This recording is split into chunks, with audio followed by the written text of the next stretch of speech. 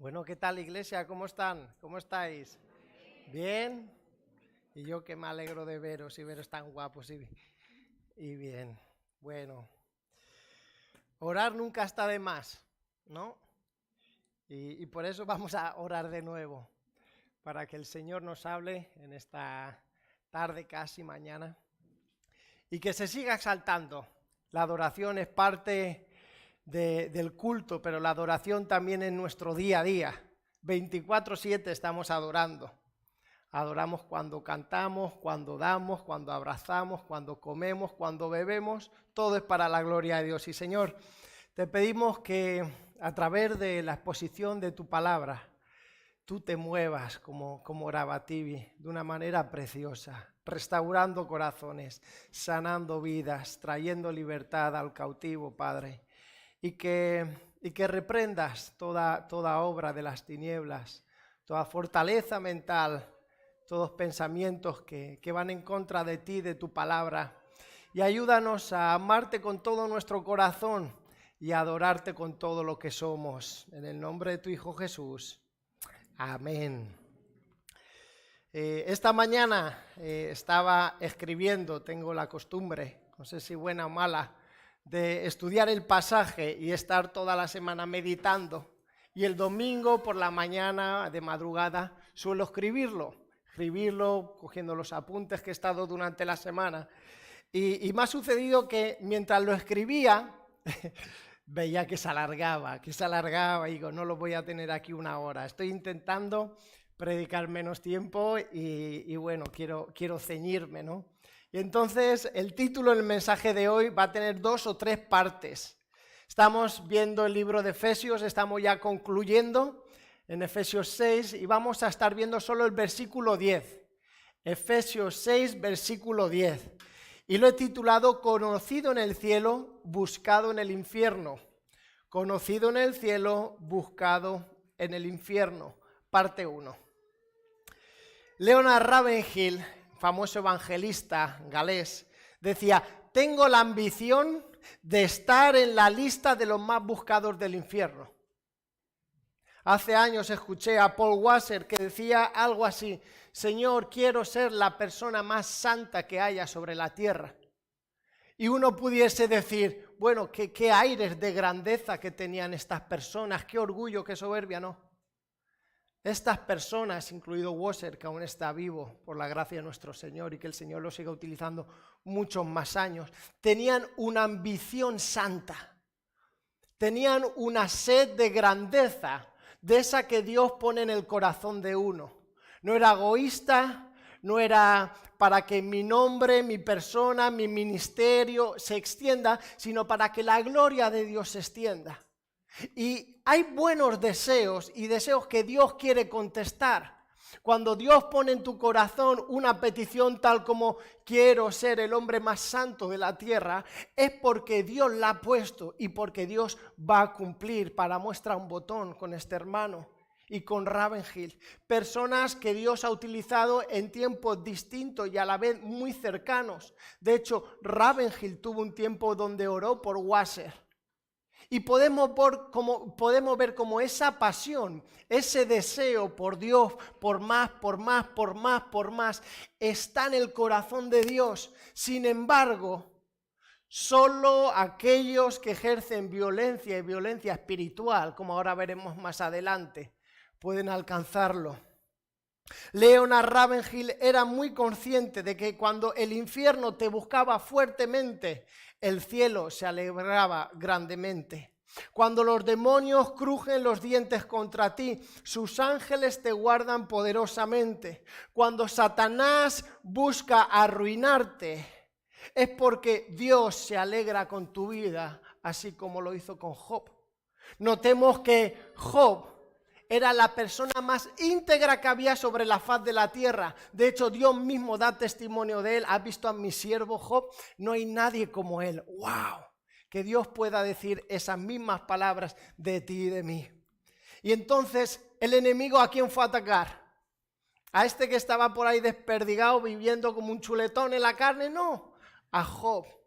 aquel hombre íntegro que mañana tras mañana tras mañana hacía sacrificios por sus hijos, por si acaso pecasen, por si acaso intercedía por sus hijos, por su familia. ¡Qué hombre más precioso! Y el enemigo lo sabía, por eso Job estaba en la lista del más buscado y entonces lo atacó. Satanás no pidió permiso para atacar a cualquiera, sino para atacar a aquel hombre del cual Dios dijo, no hay otro como él. Y es que así como en la vida, la política, el fútbol, los estudios, la guerra y el arte, existen dos extremos. Y de igual manera, como ahora vamos a ver, en la iglesia existen dos extremos cuando hablamos de batalla espiritual, de guerra espiritual. Y por alguna razón que no entiendo, muchas veces es como que uno con el otro están peleados cuando no debiéramos estar. El comandante a veces ve cosas que el cabo no ve, por eso lo dice, pero el cabo a veces ve cosas que el comandante no ve y entonces da la orden al cabo. ¿Sí o no, Ángel, que tenemos un militar entre nosotros? Cada uno debemos de ver cómo está la gente. Cada uno somos responsables por todo lo que Dios ha puesto delante nuestra y debemos actuar en sabiduría y en integridad. Mirad, iglesia, pocas cosas existen tan tristes como ver una familia dividida. Y cuando hablamos de guerra espiritual, hermanos, se muerden a veces unos a los otros diciendo no es así, es así, no es así, es así. Un grupo de hermanos amados y preciosos piensan que la guerra espiritual es ir reprendiendo a diestra y a siniestra todo espíritu que ven en cada momento. Y por el otro lado, otro grupo de hermanos cristianos llamados piensan que Cristo ya nos dio la victoria y que la guerra espiritual, los demonios y el ejército de las tinieblas ya no nos atacan ni nos pueden hacer nada porque en Cristo estamos victoriosos. Los que ven demonios en cada sombra tienden a enfatizar el poder de las tinieblas sobre la soberanía y el poder de Jesús. Y entonces viven en una constante tensión y ansiedad. Por otro lado, los que creen que Dios es soberano y ya triunfamos en Cristo y somos intocables, viven tan tranquilos como ignorantes y muchas veces engañados por demonios y por su propio corazón, con un velo espiritual en sus ojos, de manera de que vivan vidas tranquilas, irrelevantes y sin ningún tipo de poder de lo alto. Espero, iglesia, con el favor de Dios, presentar con claridad y sencillez para que todos podamos entender un poco más de lo que el Señor nos dice en su palabra acerca de la guerra espiritual que nos rodea. Ahora vamos a ver un aspecto. El siguiente domingo, Dios mediante, veremos más ampliamente la guerra espiritual. Pero quisiera hacer una pregunta. ¿Cuántos de aquí salimos y dejamos la casa abierta? ¿Cuántos salimos y dejamos la puerta de la casa abierta? ¿Nadie? ¿Hay aquí alguien tan atrevido? Por no decir otra palabra. Algunos, ¿quién de aquí deja las llaves puestas en el cerrojo? A mí me pasó hace 2 semanas la vecina, David, te tengo la llave, gracias Ana. Pero no es algo que hagamos intencionalmente. ¿Cuántos de nosotros, cuando cogemos el coche, dejamos las llaves del coche puestas ahí? Bueno, María, bienvenida al club, a mí también me ha pasado.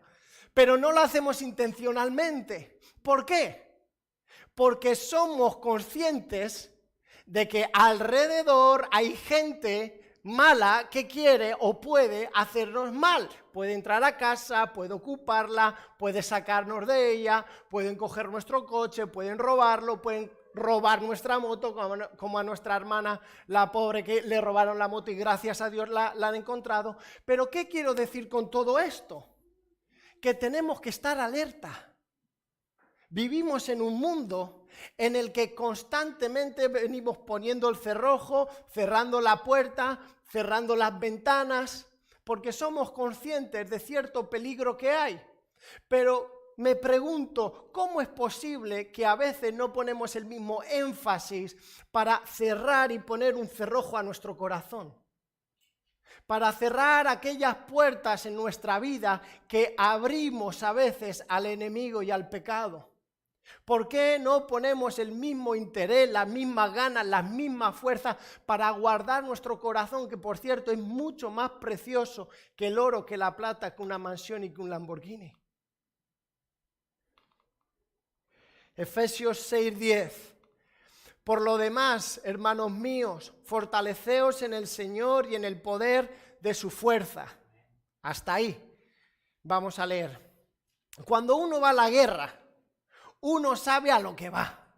Uno sabe que va y que a lo mejor no vuelve. ¿Por qué? Porque la guerra, tristemente, hermanos, la guerra es sangrienta, violenta y despiadada.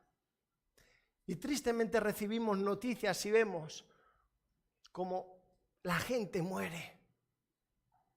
Gente que no tiene nada que ver con lo que otros están haciendo por sus propios intereses. Y eso es terrible.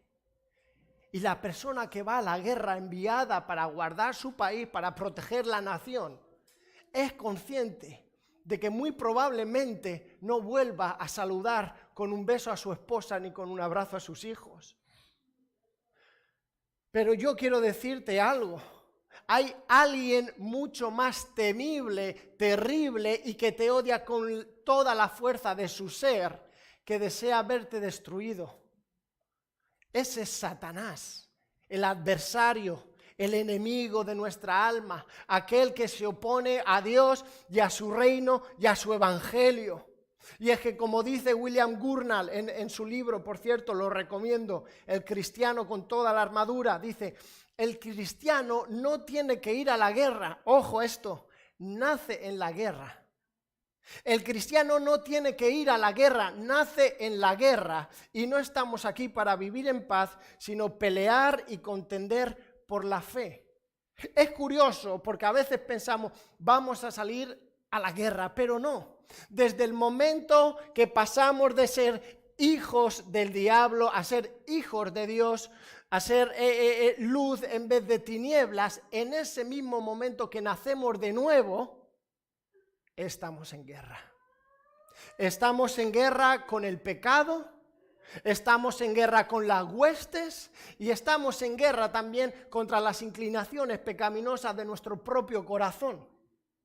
Constantemente el cristiano está en guerra. Así como uno no busca aquí en la tierra encontrar el cielo con toda su paz, alegría y perfección, no debiéramos buscar la comodidad en este lado de la eternidad, cuando fuimos llamados a la guerra. Que no te engañen, iglesia, Hechos 14:22, es necesario que a través de muchas tribulaciones entremos en el reino de Dios. Declaración: demostremos que hemos nacido de Dios, que su sangre corre por nuestras venas y en nuestro corazón, y que tenemos el Espíritu omnipotente que resucitó a Jesús de entre los muertos, y seamos santos a pesar del hombre y a pesar del diablo. Esa es la guerra en la que estamos, una guerra en contra del pecado. Voy a decirlo claramente y en el siguiente mensaje, con el favor de Dios, enfatizaré más todo esto, pero la guerra que tenemos es espiritual. No hay ninguna persona en la faz de la tierra con la cual tú tengas que estar enemistado. No hay ninguna persona sobre la faz de la tierra con la cual tú tengas que pelear.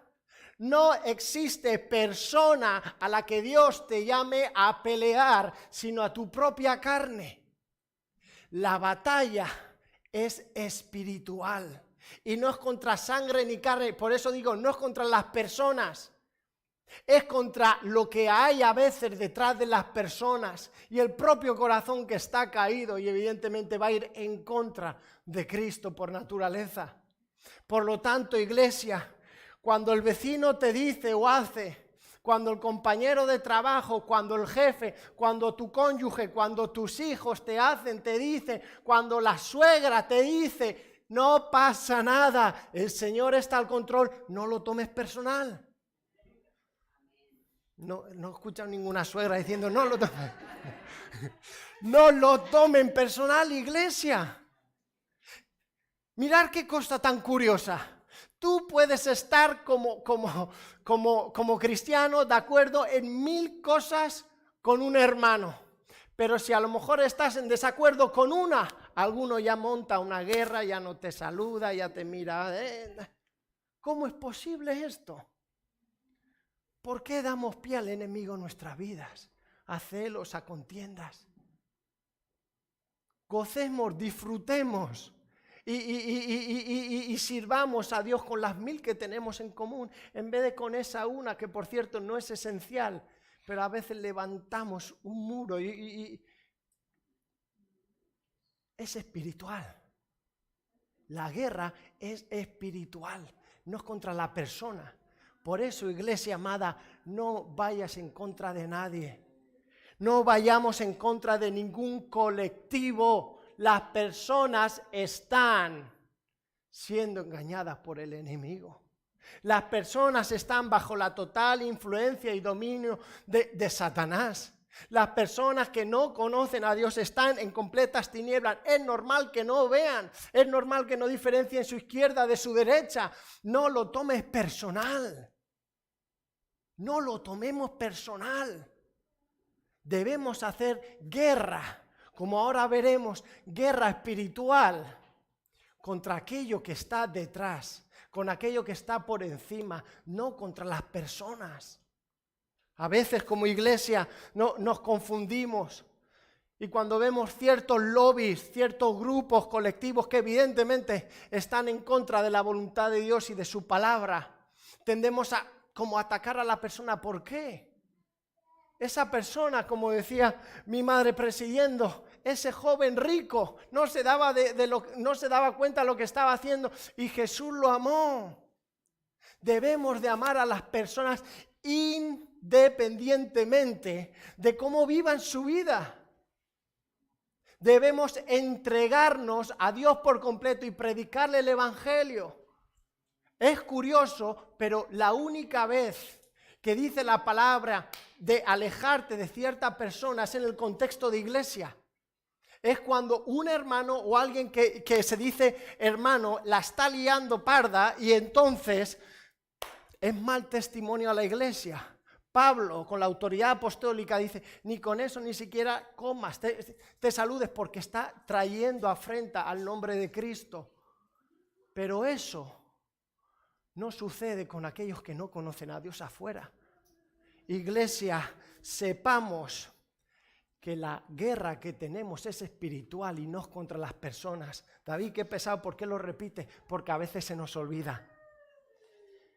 William Gurnall nuevamente decía, sirves a un Dios que puede hacer que un gusano derribe una montaña. Servimos a un Dios que es capaz de que un gusano así derribe la muralla de Valencia. Ese es nuestro Dios.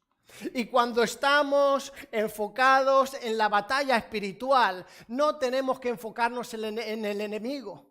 No tenemos que enfocarnos en los demonios, no tenemos que enfocarnos en las huestes, no tenemos que enfocarnos en los principados ni en las potestades. Debemos enfocarnos en Cristo. ¿Por qué? Porque de Él viene toda la fuerza. Por lo demás, hermanos míos, fortaleceos en el Señor y en el poder de su fuerza. Es curioso, pero el contexto en el que Pablo nos está hablando es el contexto de la familia y del trabajo. Es decir, es el contexto de tu vida 24/7 dentro de casa y fuera de casa con tus haceres. Es decir, siempre. Y es curioso porque antes, como hemos visto, nos habla de cómo debemos llevarnos, cómo cada uno debemos hacer nuestra parte, siempre en amor, en servicio al otro, pero siempre llenos del Espíritu Santo. Si queremos vivir vidas efectivas para el reino de los cielos, tenemos que estar llenos del Espíritu Santo. Y quisiera hacer un breve paréntesis. A veces pensamos que la llenura del Espíritu Santo es estar 3 meses, 40 días orando, ayunando, y entonces seré lleno del Espíritu Santo y podré hacer cosas, o Dios a través mía podrá hacer cosas, mejor dicho. Pero ¿qué tal si pensásemos en un día a día? Día a día yo puedo ser lleno del Espíritu Santo y debo ser lleno del Espíritu Santo porque es el mandamiento. Sed llenos del Espíritu Santo. ¿Qué sucedería si todas las mañanas comenzásemos teniendo un tiempo o en la madrugada? Señor, te amo, te anhelo. Quiero verte en mi vida, quiero verte en mi día a día, quiero que me utilices, quiero que otros te vean en mi vida, quiero que me utilices para traer a más gente a tus pies, quiero que me utilices para que el ciego vea y el ciego espiritual también. Señor, lléname, lléname, lléname. ¿Qué sucedería si día tras día buscásemos la llenura de Dios? Hay una fuente de poder ilimitado. Hay una fuente de poder ilimitado. Por lo demás, hermanos míos, fortaleceos en el Señor. La fortaleza que cogemos no viene de nosotros. La fortaleza que podemos tener no depende de nosotros. La fortaleza que tenemos está y es de Dios. Dios es el fuerte. Dios es el omnipotente. Dios es el que no descansa de día, de noche y nos guarda. Él es el eterno. Él es el soberano. De Él viene toda la fuente inagotable de poder, de gracia, de amor, de justicia, de perdón. A Él debemos de ir constante y diariamente para ser llenos del Espíritu Santo, para ser fortalecidos en el hombre interno. Hermanos míos, fortaleceos en el Señor. Fortaleceos en el Señor. En vista de esta guerra que vas a tener dentro y fuera de casa, fortalécete en el Señor. La fortaleza que necesitamos para permanecer firmes no viene de nosotros, viene del Señor. Somos guerreros dependientes. No somos fuertes en nosotros. No tenemos el poder para triunfar en nuestras propias fuerzas. De hecho, así como la sabiduría del hombre es necedad para Dios, así mismo la potencia del hombre es estéril ante el infierno y sus huestes de maldad. No intentes luchar en tus fuerzas. No intentes enfrentar batallas que no te han llamado en la carne. Ve revestido de Dios. Pero quisiera hacer una pregunta. ¿A qué se refiere Pablo con fortalecernos con el poder de su fuerza? Entendemos y claramente, fortaleceos en el Señor. Del Señor viene mi fortaleza. Pero ¿por qué dice algo muy parecido, sino igual como ahora veremos, y en el poder de su fuerza? ¿Por qué debemos fortalecernos en el Señor y fortalecernos en el poder de su fuerza? ¿A qué se está refiriendo Pablo? Pablo pareciera que repite unas palabras o prácticamente sinónimos, fortalecerse, poder y fuerza, pero no lo hace. Porque cuando hablamos de fortalecerse, en el griego es empoderarse, en dunamos, de dinamis, de dinamita, eso es fortalecerse. Después, cuando habla de poder, el original es kratos, que nos habla de dominio. Y después la palabra fuerza es iskus, que es poder, fortaleza, que viene de la raíz eco. Entonces ahora vamos a poder poner las piezas y ver a lo que Pablo realmente se está refiriendo. Apocalipsis 18:2 dice, y clamó con voz potente, eco. El eco quiere decir expulsar, despedir, algo que retumba, algo que resuena. Dicho de otra forma, este versículo 10, toda la dinamita que hay en Dios, tómala, apodérate de ella, toda la autoridad que Dios te ha dado es tuya, anda en ella y que su poder en ti resuene en el reino de las tinieblas. Pablo está haciendo un juego de palabras enfatizando la naturaleza poderosa, infinita de Dios y diciendo todo eso se te ha dado a ti. Te ha dado autoridad y poder para andar en santidad y para avanzar en el reino de los cielos. Por eso Mateo 28:18 Jesús le dice a sus discípulos, toda autoridad me ha sido dada en los cielos y en la tierra. Esa palabra es otra, exousia. Por lo tanto, id y haced discípulos, bautizándolos en el nombre del Padre, Hijo, el Espíritu Santo, y yo estaré con vosotros hasta el fin de la tierra. Notemos una cosa, cuando Jesús nos envía, está diciendo, toda la autoridad me ha sido dada a mí. De hecho, esa palabra es autoridad delegada, una autoridad que me ha sido delegada por el Padre. Toda autoridad me ha sido dada. Por lo tanto, yo ahora os envío a vosotros y os doy autoridad.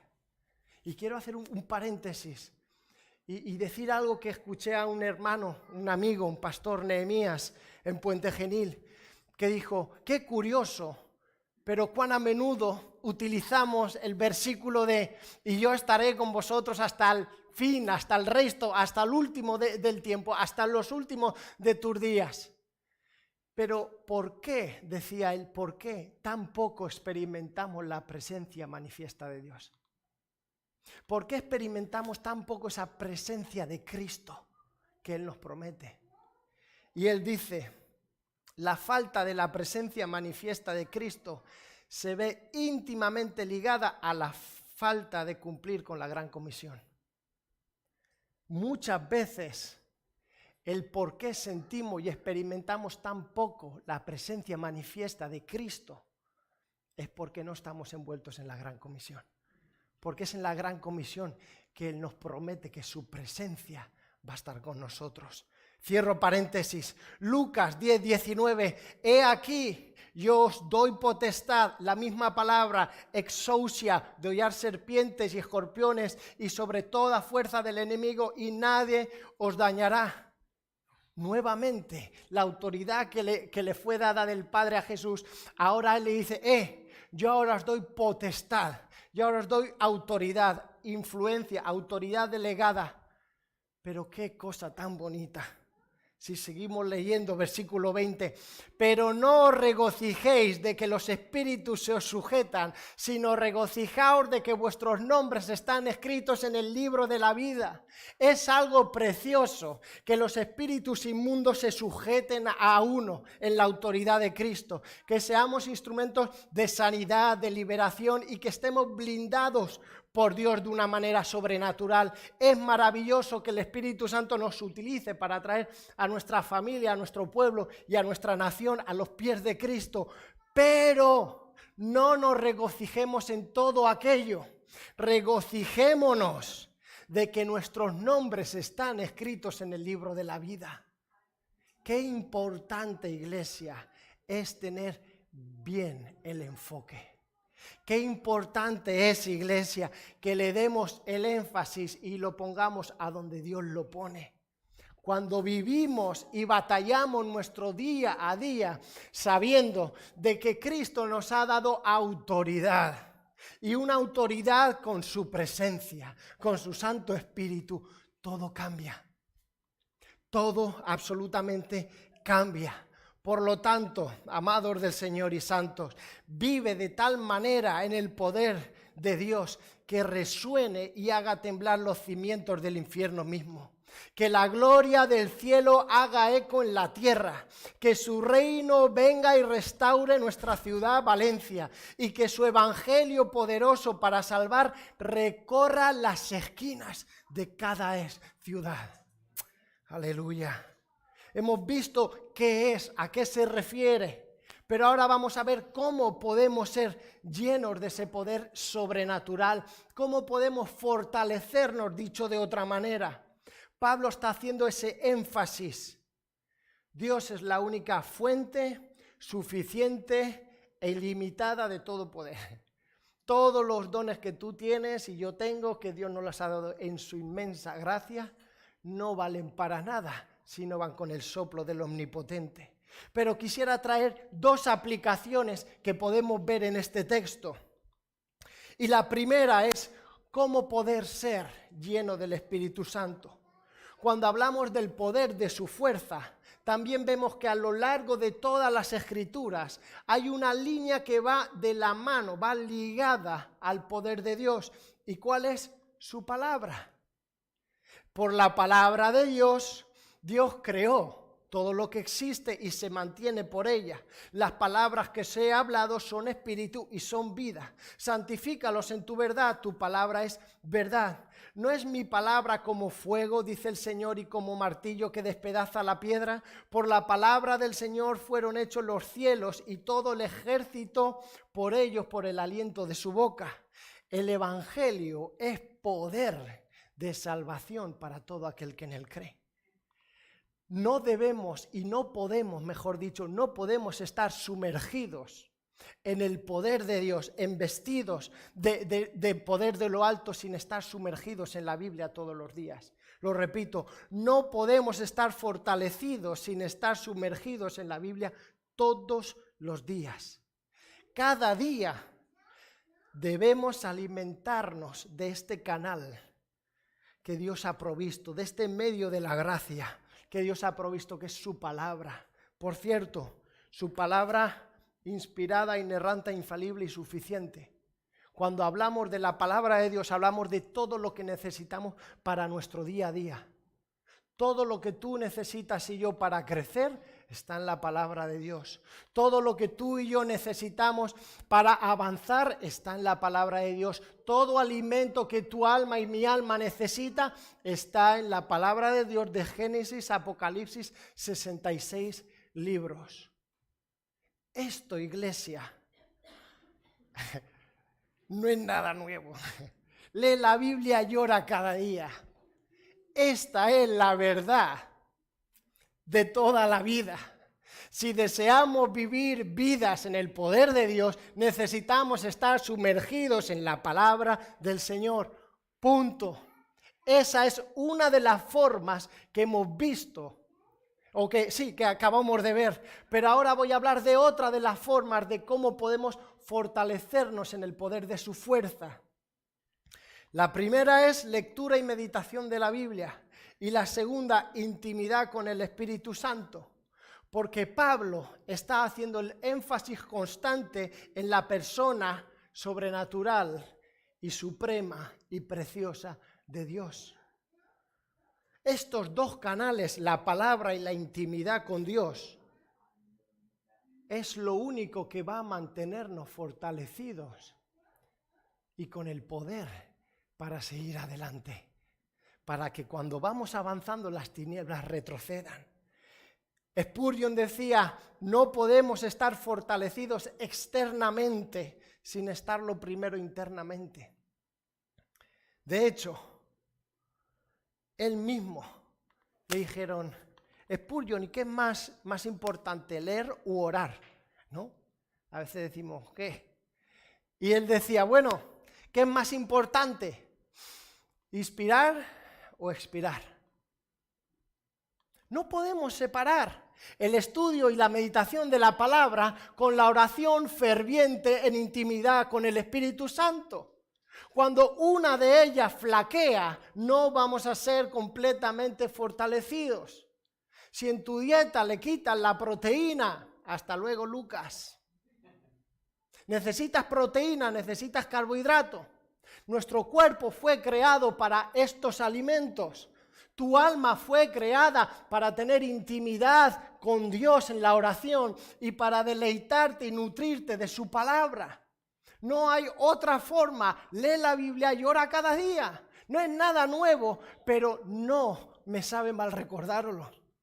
Lee la Biblia y ora cada día. No podemos tener verdadera fortaleza, no podemos ser llenos del Espíritu Santo sin que ambas estén diariamente. Y tristemente, iglesia, cuando hablamos de intimidad con el Espíritu Santo, para algunos cristianos les suena completamente desconocido, hasta el punto que lo ven como algo místico. Inclusive dicen, cuidado que eso es peligroso. Y otros cristianos dicen, bueno, eso no es sana doctrina. Como si el Espíritu Santo de Dios trajera confusión a su iglesia. Como si el Espíritu Santo de Dios no fuese el único que nos guía a toda la verdad. ¿A cuánta verdad? Toda la verdad. Tristemente, tales hermanos no pueden estar más confundidos o engañados. Las referencias que tienen de la intimidad del Espíritu Santo, tristemente, son ejemplos de personas que en el nombre de Dios hablan, predican y profetizan cosas que van en contra de la palabra de Dios. Y al ver ese extremo, se van al otro extremo, no menos dañino que el otro. El puritano John Flavel dijo, él hablando de la vida cristiana, dijo esta frase, que es el título de su libro, La vida de Dios en el alma del hombre. The life of God in the soul of man. Esa es la vida cristiana. Eso es sobrenatural. Dios está morando en ti y en mí. ¿Cómo es posible que el Dios que ni cielo y tierra pueden contenerlo haya decidido morar en tu corazón y en el mío? Que ahora tú y yo somos templos vivientes y andantes de Dios. Que antes estaba en el lugar santísimo la presencia de Dios, pero ahora está en tu corazón y en el mío, si eres de Cristo. ¿Cómo es posible, iglesia? ¿Cómo es este misterio? Juan 16. Pero cuando venga el Espíritu de verdad, Él os guiará a toda la verdad, porque no hablará por su propia cuenta, sino que hablará todo lo que oyere y os hará saber las cosas que han de venir. Él me glorificará porque tomará de lo mío y os lo hará saber. Todo lo que tiene el Padre es mío. Por eso dije, tomará de lo mío y os lo hará saber. Notemos aquí algo. La persona que anda y camina con nosotros día a día es el Espíritu Santo. La persona que murió en la cruz es Cristo Jesús. La persona que está en el trono de la divinidad y a su diestra está nuestro intercesor precioso, el Rey de Reyes y Señor de Señores Jesucristo, es el Padre. Dios Espíritu está aquí contigo y conmigo. Debemos de tener comunión íntima con Él. Comunión íntima con Él. No solo hablar, callar y escuchar lo que tiene que decir. Porque aquí en Juan 16 vemos como el Espíritu Santo nos guía a toda la verdad. No habla por su propia cuenta, ojo, no habla, es una persona. No es una fuerza, no es una cosa. El Espíritu Santo es una persona. Hablará todo lo que oyere. Os hará saber todas las cosas que han de venir. Él glorifica a Cristo. Él toma de Jesús y nos lo hace saber. Él toma del Padre y del Hijo y nos da lo que Dios tiene para nosotros. Juan 16, del 13 al 15. La vida cristiana es sobrenatural desde el principio.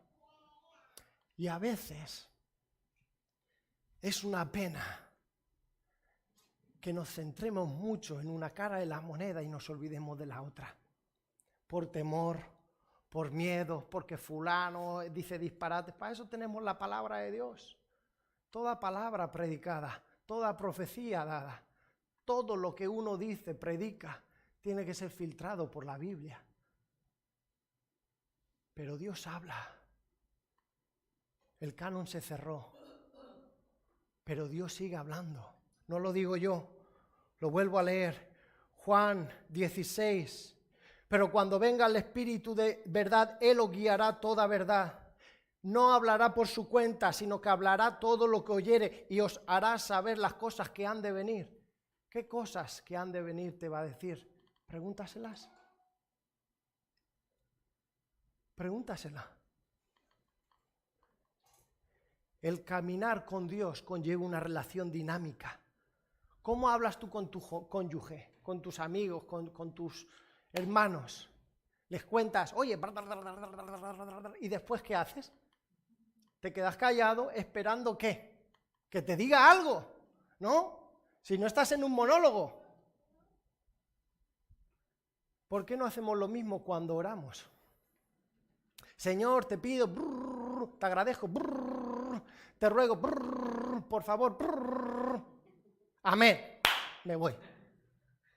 Es que Dios no me habla. Sí, claro, lo primero ahí tienes su palabra, suficiente, perfecta.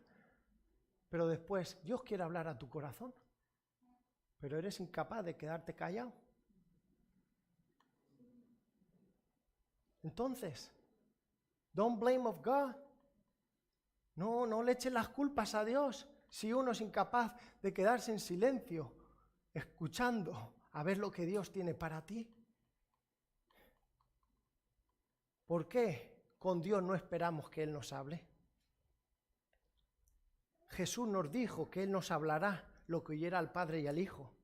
Él nos hará saber las cosas que han de venir, tomará de parte de Dios y nos lo hará saber. ¿Por qué temes confundirte? ¿No crees que Dios es más poderoso para hablarte que el diablo para engañarte? Te lo repito. ¿No crees que Dios es más poderoso para hablarte que el diablo para engañarte? ¿Cuál es el Dios de las Escrituras? El Dios creador que abrió el mar en dos, que resucitó a Cristo de los muertos. Sí, su Espíritu Santo nos habla. Dios sigue hablándonos al margen de su santa, preciosa y perfecta y completa Escritura. Su Espíritu sigue y quiere hablarnos. Pero a veces estamos tan liados que somos incapaces y ponemos el off a Dios. ¿No crees que Dios te hablará y que nunca irá en contra de su palabra inspirada, inerrante, infalible y suficiente? ¿Qué dice la palabra? Hechos 8:29. Y el Espíritu dijo a Felipe, guiando a Felipe a predicar el Evangelio de manera específica a una persona. Hechos 10:19 y 20. Mientras Pedro pensaba en la visión, el Espíritu Santo le dijo. El Espíritu Santo dando guía de lo que debía de hacer Pedro. Hechos 13:2, ministrando estos al Señor y ayunando, dijo el Espíritu Santo. ¿Qué hizo? Dijo.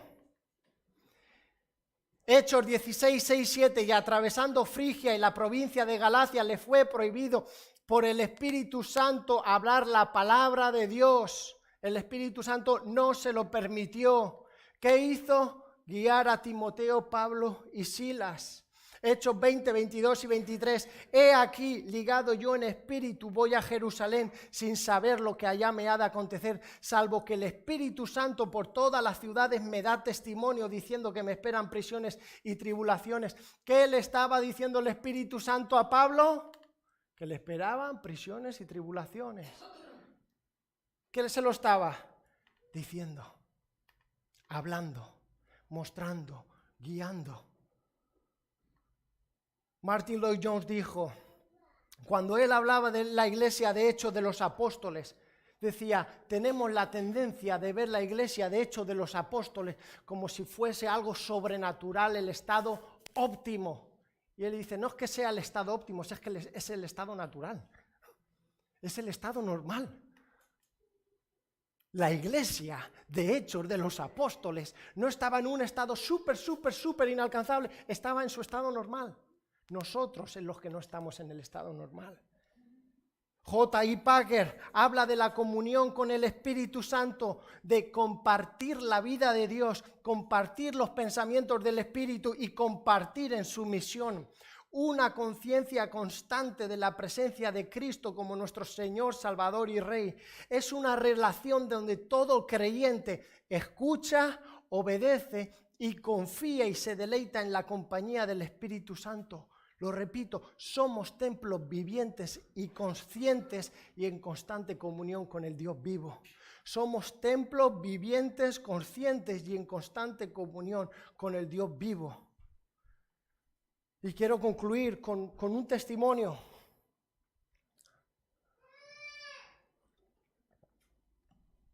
John Wesley y George Whitefield, dos grandes evangelistas, uno de una corriente calvinista, otro de una corriente arminiana, ambos evangelistas llenos del Espíritu Santo y ambos utilizados poderosamente para trastornar su nación y las naciones de alrededor.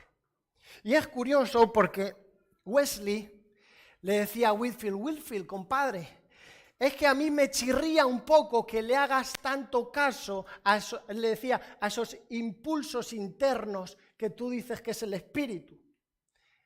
Y Whitefield le dijo, bueno, es que es necesario obedecer a Dios antes que a los hombres.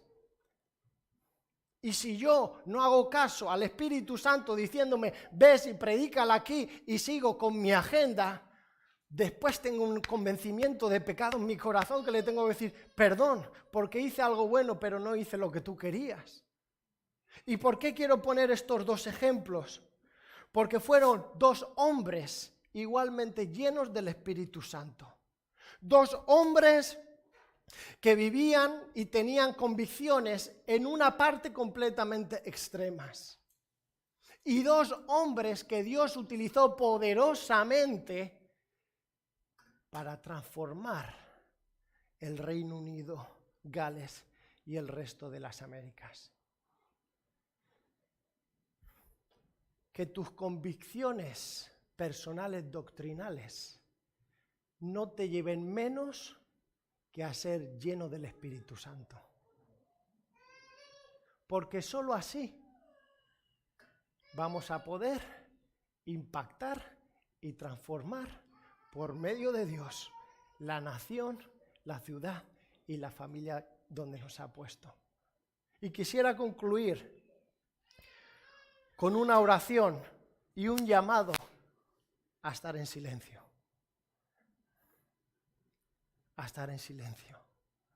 Y yo no os conozco, yo no sé lo que tenéis en vuestros corazones, lo que os pesa, lo que os carga, lo que os alegra, lo que queréis, lo que deseáis, lo que anhelaríais, lo que necesitáis. Pero Dios sí. Y sé que Dios habla, y habla al corazón, y habla a tu conciencia. Y quisiera que inclinemos nuestros corazones y nuestros rostros y tengamos un tiempo de oración. Y que le digamos cómo estamos y que esperemos a que Dios nos hable. ¿Por qué sé que Dios te va a hablar? Porque si dice que lo buscas de todo corazón lo vas a encontrar. Y así en el silencio, en la quietud, vamos a tener un tiempo de intimidad con el Espíritu Santo de Dios.